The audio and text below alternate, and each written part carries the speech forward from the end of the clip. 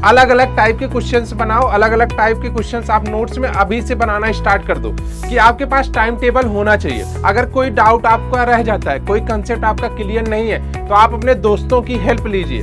2-3 दिन में एक सब्जेक्ट का पूरा सिलेबस कवर कर सकते हो जो हाफ ईयरली में आ रहा है। पूरा एक रोड मैप तैयार हो जाए कि हाफ ईयरली में हमें ये चीजें करनी है। हेलो बच्चे पार्टी, क्या हाल चाल? आई होप आप सब अच्छे होंगे और अपनी पढ़ाई जबरदस्त तरीके से कर रहे होंगे। जैसे जैसे समय बीत रहा है वैसे वैसे आपका हाफ ईयरली वाला एग्जाम पास में आ रहा है। तो जो बच्चे अभी आप हाफ ईयरली देने वाले हैं 1-2 महीने बाद, अब उनको डाउट होगा कि सर 1 मंथ में कैसे पूरा हाफ ईयरली का पेपर दें, कैसे पूरा हाफ ईयरली का सिलेबस कवर करने। तो कुछ पॉइंट्स हैं जो आपको हाफ ईयरली वाले एग्जाम में आपको फॉलो करना है। आपको रिजल्ट उसका 100% दिखेगा।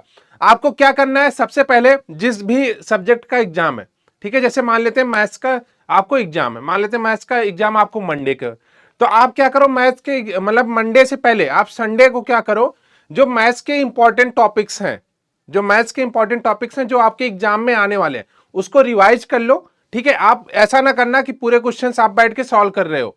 आप बस ये देखो कि आपको कौन से क्वेश्चंस करने हैं, कौन से नहीं करने हैं। जैसे एक ही पैटर्न पे बहुत सारे क्वेश्चन होते हैं, तो आप उनसे बचने की कोशिश करो। आप पैटर्न ढूंढो, अलग अलग टाइप के क्वेश्चंस बनाओ, अलग अलग टाइप के क्वेश्चंस आप नोट्स में अभी से बनाना स्टार्ट कर दो, जिससे एग्जाम टाइम पे आपको ये ना ढूंढना पड़े कि सर सारे एक ही जैसे थे। ठीक है, तो आपको वहां से पता चल जाएगा कि आपको क्या क्या करना है, क्या क्या नहीं करना है। ठीक है, दूसरा पॉइंट ये है कि आपके पास टाइम टेबल होना चाहिए।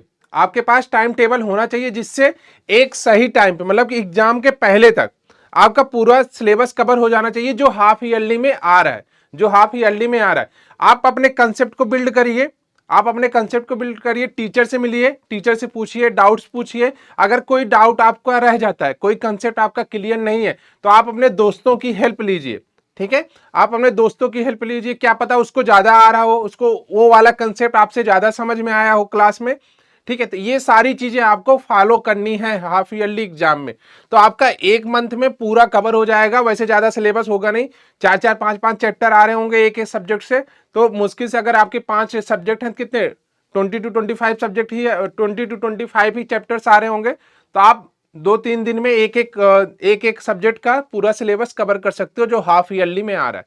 और पीवाईक्यू जरूर देखिएगा, जो आपके सीनियर्स हैं उनसे पूछिए कि सर पिछली बार क्या क्वेश्चन पूछा गया था, कौन से क्वेश्चन ज्यादा सर पूछते हैं, कौन से इंपॉर्टेंट है। ये सारी चीजें आप क्या करो, सीनियर से भी डिस्कस करते चलो, जिससे आपका पूरा एक रोड मैप तैयार हो जाए कि हाफ ईयरली में हमें ये चीजें करनी है।